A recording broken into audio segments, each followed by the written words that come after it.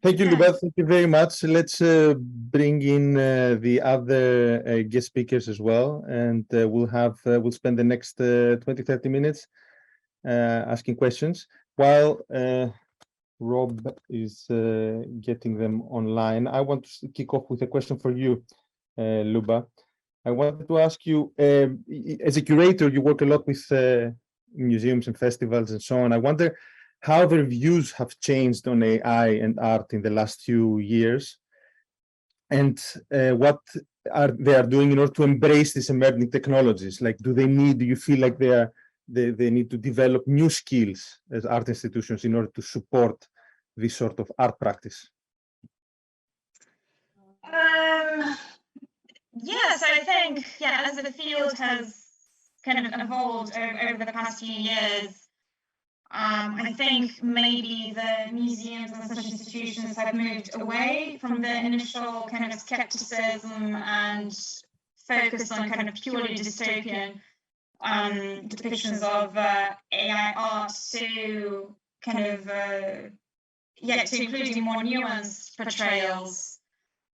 And but I think the way a lot of these kind of exhibitions work, particularly in institutions like museums, is they have quite a long kind of planning period of time, right? So I don't think I've seen too many exhibitions that focus on the more recent work made with kind of DALL-E and so on. It's mainly been kind of the pop-up festivals and smaller venues that have been able to include some of this work. And I think also with kind of the rise of NFT, there's been maybe a bit more of a kind of a shift to selling a lot more of this work, because in the past, nobody really would buy kind of digital art in such a scale, and museums were key in supporting artistic practice because, of course, they would kind of pay artists for maybe not museums, but festivals and organizations that would kind of include art, they would frequently pay the artists, and that was kind of the way artists made a living.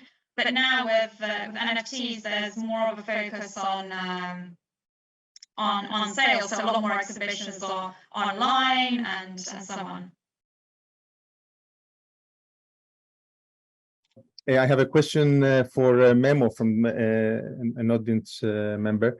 Memo, they were asking, would you be willing to share some of the prompts that you typed in order to generate some of these images you showed us, or do you feel protective of it, like as if it was your source code, let's say? No, I'm not protective. I can't be protective because it's all public. It's in the chat. So I should say that towards the end, I didn't go private. I upgraded my account just so that I could have more, because I ran out of credits. And when I upgraded to the highest tier, I also became private automatically. So that after I think about 1,000 images, I went private, but only because I needed more credits to generate more images. So the prompts are all public. It's in the chat. I do recommend going to Discord. This is on Midjourney, by the way, and just looking at it. It's insane. I hated the idea to begin with because I hate Discord, but you see a stream of consciousness in real time of 1 million people just saying what they want to see, and all the tricks that you need to say, for people who aren't familiar, there are tricks that you say, you say things like trending on ArtStation, Unreal Engine, ultra realistic render, HDR, 8K. So you say all these things to try and steer the output, very detailed, ultra realistic, epic. So my very last slide, that prompt on my slide was the prompt that generated that image. Where I said a Faustian bargain, and then the second half is just things like very intricate, highly detailed, epic, dramatic, unreal. So yeah, check. There's also manuals online, so on these tips and tricks. Do you feel, again, another audience member question, Sam Altman of OpenAI has talked of a future with an abundance of intelligence. Is the potential scale of this intelligence capped at a certain point at the end of Moore's law, or what then? I don't, so that's a good question. I don't think that, I don't know if Moore's law is going to be the limit. This doesn't necessarily mean that I believe that, you know, the singularity and the intelligence explosion, etc., is going to happen.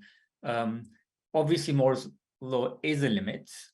Physics imposes a limit on how much computation can be performed, etc. But I don't know if we're anywhere near that being the bottleneck, as opposed to kind of more theoretical approaches. But that doesn't mean that literally tomorrow someone might have a great idea and then try it, and it might, like Transformers took an idea that already existed, known as attention, and just tweaked it and made it ready to work with huge amounts of data that we couldn't work with before. So I think we should be prepared for the unexpected. This is what I've been saying for years. We need to expect the unexpected, basically. A question for all of you. Do you feel that AI is bringing or will bring a lot more people to art? Perhaps we could start with Refik. I think generally, I'm not sure if anyone not creative will be enjoying the potential before prompt engineering process. I would say previously, always there was this barrier of computation, you know, data handling, downloading, curating, embeddings. Like there's a lot of process. I don't believe before even runway ML, it was not even like possible for people to explore the tools. There was not tooling context. But I think this, as I'm also very famous, as Memo mentioned, like it's really impossible to follow culture of Discord is ridiculously, I think, helping people to understand much faster than I think any other hype engines. I think now people are really practicing, which is different. Previously, it was just very heavy white papers or, you know, complex lectures. Like even the most simplest open source lecture was still requires, you know, some background in like computer science or some mathematical expectation. So I believe this prompting will be a whole different transformation for any creators. I don't know the art context, but for anyone who want to create, I think they will be now learning. Luba, over to you.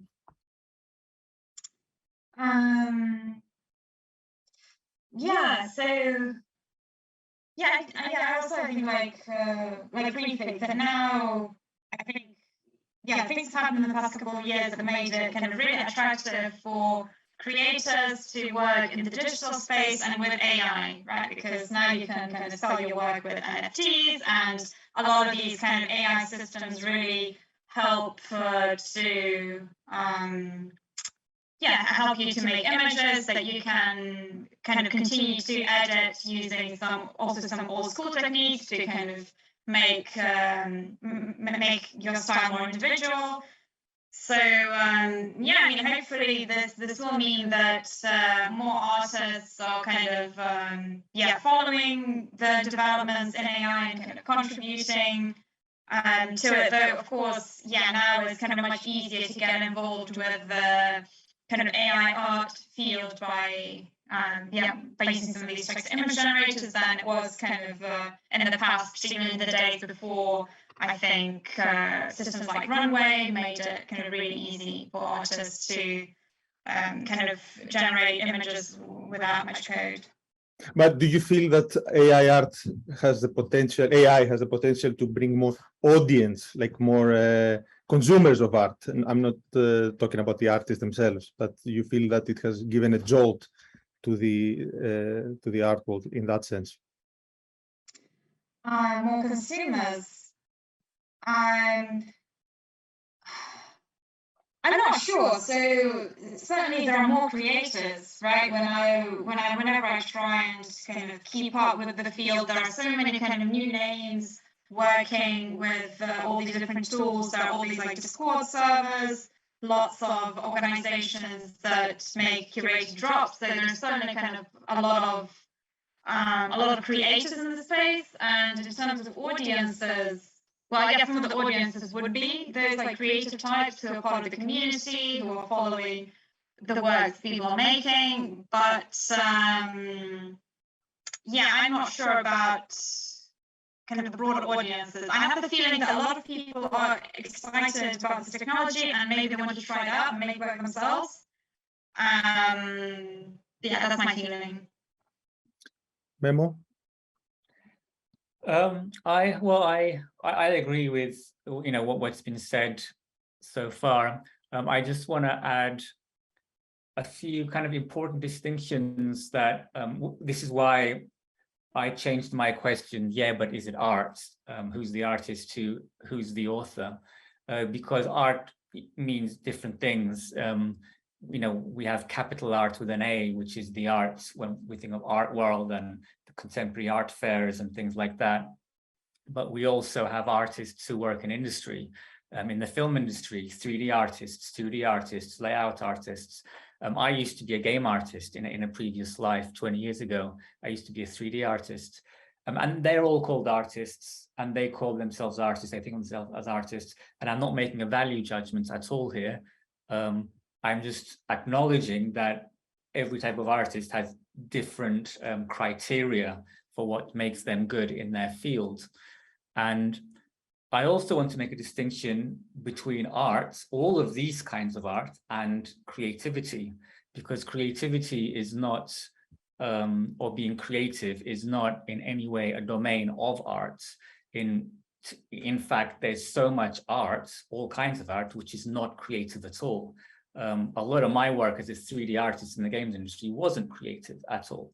On the other hand, there's lots of jobs that we don't think of as being creative, like scientists, even lawyers, even marketing. Marketing is a very creative job. So there's loads of things which are very creative, but not thought of as art.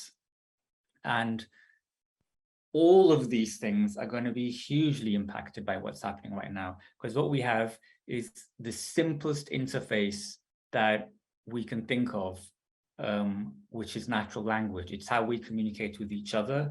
You literally tell the machine what you want, and the next iteration of this is going to be feedback, because right now the feedback is a bit cumbersome. You click the variations, you wear it, but it's going to be, you're going to say, okay, I like this image, but I want the nose to be covered in diamonds like in this image, and I want the arm to be up the same way we would communicate with another person.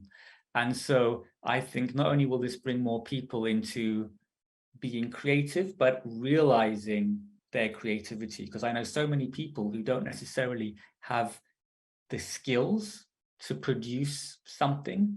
And it's not because they don't genetically have the skills, it's just that they didn't have the opportunities to develop skills. So now when the interface is natural language, it is going to be mind-blowingly liberating. That's what I believe.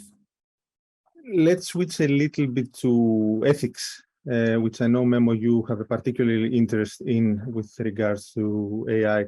Do you feel that AI art can play a role in shaping the debate on the ethics of AI and possibly stimulate and galvanize the public? I do think that things are going to be accelerated dramatically, particularly around copyright.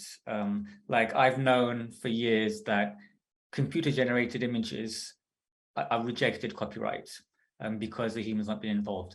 But now with what's happening right now, this is going to become a big topic. And my understanding on how legal law develops is it needs cases, like that there needs to be big cases, and that's what determines. And so recently there was a case where a researcher tried to claim copyright on AI-generated image, it was rejected, etc. So that's going to happen. I just want to mention one tweet that I saw just earlier today. Let me just see if I can quickly find it, which I think is a really good point that we need to be thinking about. It's actually by Sofiane Audrey, who was one of my PhD examiners. And he gave a talk right now at New Tech Festival in Montreal. And so the gist of it is, I'll just read what he said. The relationship with large AI tools is not the same as with a Moog or Yamaha in the history of electronic arts, because the industry is built around advertising, which is fundamentally about being able to modify behavior. So this is something that we need to think about, that those who are developing this technology, their ultimate goal is advertising and controlling behavior. This is not like other technologies, like, you know, synthesizers. They weren't trying to modify our behavior. They were just trying to sell us synthesizers. So this is something that we really need to be thinking about, that the people who are developing this technology, why are they developing it? What is their ultimate goal? And that's shaping the technologies that they're producing. Sticking to ethics and the wider sense of it, in the sense of ecology, you both, all three of you actually, touched on the NFT word. And I wanted to maybe talk a little bit about the debate around the carbon footprint of certain NFT technologies. Maybe we start with Refik. Refik, would you like to tell us a little bit about the kind of technologies you use, the platforms, and the choices you've made? Yes, so I think probably 2018, when I truly deep dive into the crypto space, I guess I can say. But before NFT context, just literally blockchain as a culture, I guess, and cryptocurrency specifically. And that's when I was hearing about it, like the impact of like ecological impacts. But of course, Memo had a much more deeper discussion with many people.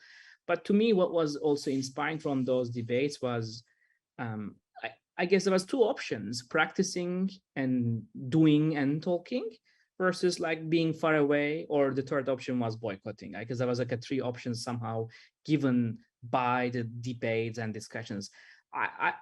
I prefer to practice. I prefer to practice and compute and calculate. And apparently in 2 weeks, we will hear and see what will happen in the merge, which is the very important, I guess, expectation from, I guess, one of the most major cryptocurrency, which is Ethereum. So it was predictable that they will be taking care of all these debates and discussions. But I mean, again, Kyle McDonald has an incredible approach, and he's clearly doing a very mathematical approach. That's one also take. But I think Refik, could you, for our audience members that maybe are not experts in this, could you explain what kind of merge is happening in 2 weeks? Yes, in 2 weeks, finally, which was of many, I guess, months and years of expectation, which was a hope for many people that is happening. Finally, proof of work to proof of stake transformation of Ethereum, which was one of the most powerfully producing the nature, I guess, because of the computational requirements for every single transaction and computation, now becoming into like 99 point whatever percent, way lower than what we have at the moment right now. And this transition is very risky because it's kind of, some people think it's like a flying plane will be changing a motor, or like there's all this like, fun metaphors. But at the end, the hope was for many people is, I hope is happening. If it doesn't happen, then it's a different, I guess, take. If it happens, I think it will clear up many discussions into hopefully good news. I personally can compute and calculate my impact, and we have offsetting options from like multiple companies exist. So that's what we did as a take, at least quantifying what we are doing and then deciding hopefully in 2 weeks what is next. Luba, what's your take on what Refik just said? Yeah, so I guess with NFTs, I think I've been a bit less involved in it than many of the kind of other artists. They're saying that I did have kind of one exhibition with Feral File, and then I've got one coming up with Screen Guru. But yeah, I do think I as a curator, I mean, yeah, I think it's always kind of up to me how the artists choose to kind of mimic their work. I mean, sometimes it's kind of dictated by the platform that I'm working with. But yeah, certainly, I do think it's good that kind of, it is good if the energy kind of usage is lower, because it is, I think, yeah, quite crazy. Also, particularly with kind of the combination of NFTs and AI art, because of course a lot of these kind of researchers when they try and test kind of new models, it is also very kind of power intensive. So I think in the current world we live in, where we suffer a lot from climate change, it is important to focus on kind of minimizing the impact in our work. Memo, you've published extensively on the subject, and what you've published is mind-boggling, like single Ethereum transaction, single NFTs, producing many thousands of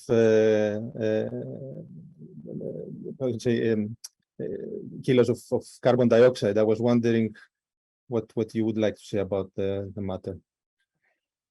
Yeah, so I'll try to keep it super brief.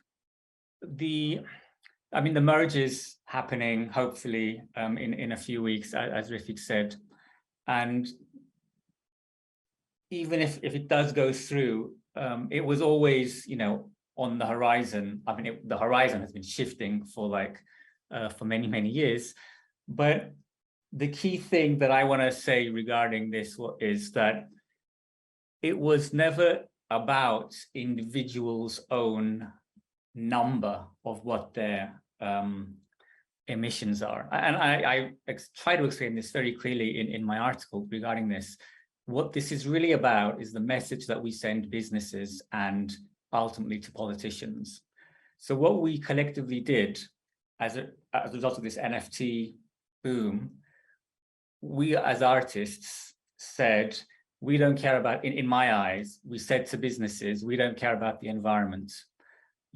We support businesses that have unsustainable practices. We will find ways of justifying it by offsetting, by saying that the numbers aren't that big, that proof of work mining is only, half a percent of global CO2 emissions, which is all true. But what we're really telling businesses, and as a result, policymakers, in my mind, is that you can carry on acting unsustainably. Whereas what we should be doing as not just artists, but as consumers, as individuals, as voters, is we should be putting pressure on businesses and policymakers to instigate change. And the way we can do that is through voting and through our wallet. So the project that Kyle is doing is really smart, because with my approach, this message got completely corrupted and it became about shaming individuals and about individual responsibility, but from a numerical perspective. Whereas the message I really wanted to give is we do have individual responsibility, but not because of our individual footprints, but rather the message that we send to businesses and policymakers. So I think based on the failures of my approach, Kyle has taken out the individual completely and is targeting the platforms, which, I think that, that's a great approach. But we still do have to remember that as individuals, we have a responsibility. That's what I believe, at least anyway. So yeah, that's what I would say on that matter. By the way, one more thing, just to maybe, and there may be idea for people who wants to explore.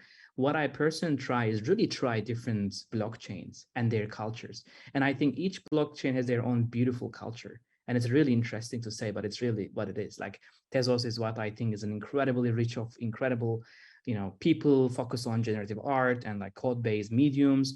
Like we see similarities in the Algorand, which was a much more interesting audience. I tried also I think Avalanche, so I simply tried personally all the options that have value and community and somehow discussions around it, and then really see reactions and understands.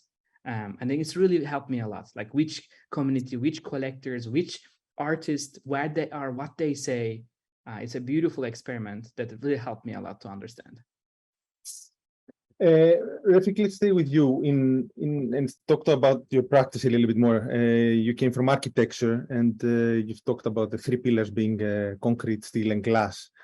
Could you speculatively talk about how machines can shape the future of architecture? Could it turn it into something more dynamic?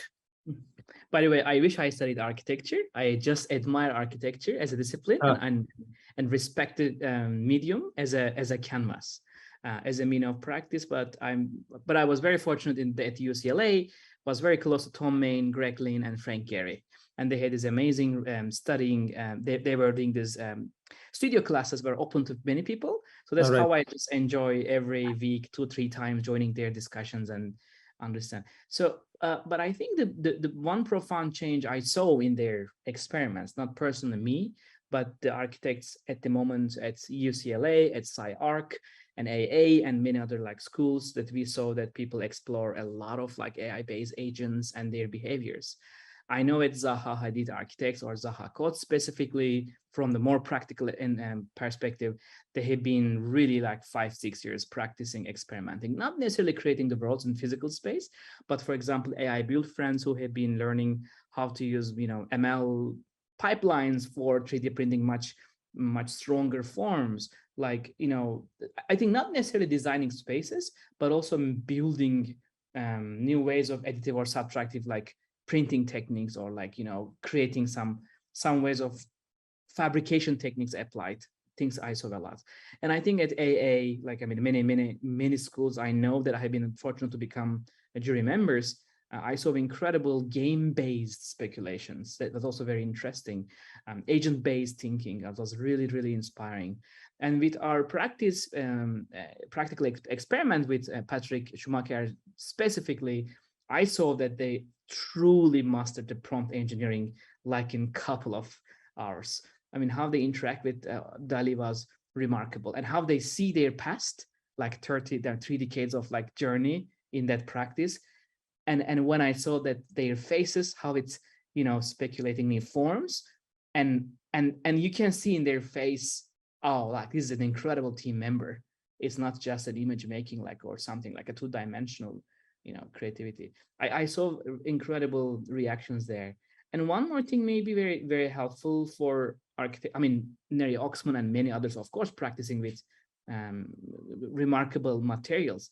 But I didn't see 3D. I didn't see so many physically finished pipelines yet that was profoundly speculating something realistic for near future that is functional and purposeful. Mostly in the speculative scale, we saw, I think, incredible pieces and experiments. Thank you. Luba, you talked to us about the state-of-the-art technologies that have come out in the past few months. I was wondering personally, as a curator, as a writer about AI, what is the thing that you're really excited about in the near future? What are you really looking forward to? What are you expecting to come out and hoping to write about? As we've seen the last year or so, seen a lot of development of different text-to-image generators with kind of increasing quality and possibilities. So I'm certainly excited to see kind of more works that maybe work with these tools in more unconventional ways, right? Because it always feels whenever a new technology comes out, everybody kind of almost like takes the low-hanging fruit or kind of comes up with similar approaches first. So it would be good to see kind of more distinct aesthetics of artists kind of really continuing to develop really unique styles that are kind of different from the typical aesthetics made possible by the technology, and then maybe focusing on its kind of limitations, and again kind of testing or showcasing the irregularities or the errors it makes, and kind of thinking about these tools in a more maybe critical or a more conceptually developed manner. Because it feels like a lot of the art is made kind of almost immediately to be put on the NFT marketplace and to be sold there, because that over the past year or two has been kind of the main way for artists to make money. And it would be interesting to see artists from kind of more different backgrounds, or those who think more about technology, to see how they can kind of build more complex works with these tools. Cool. Thank you very much. Before we're running out of time, but before we close, I just want to say that Refik and Memo, you are both Turkish, and despite having followed somewhat different trajectories, you find yourselves being leading figures in AI art and residing in California. Is the California connection a coincidence, or do you feel there are opportunities there that Europe, and I include Turkey in that, of course, could not afford you? Go ahead, Memo. Refik, okay, go ahead. I think 2011, when I decided to throw a deep dive into this medium, I think I personally saw the limitation in certain like field, and not necessarily financially, just mentally. There was this one thing that was, I think I still didn't see after 11 years, pushed that medium, by the way, not like just a prediction. It didn't like went somewhere else. And then to me, it was really the UCLA, like the heroes and the mentors I have been really chasing, like truly worked with them for 2 years. It was a very hands-on dream. So by the way, luckily Harvard and MIT was option, but I don't believe they have the same culture that the media arts culture. That was a really exciting start point to me. The California help, like it's support. Memo?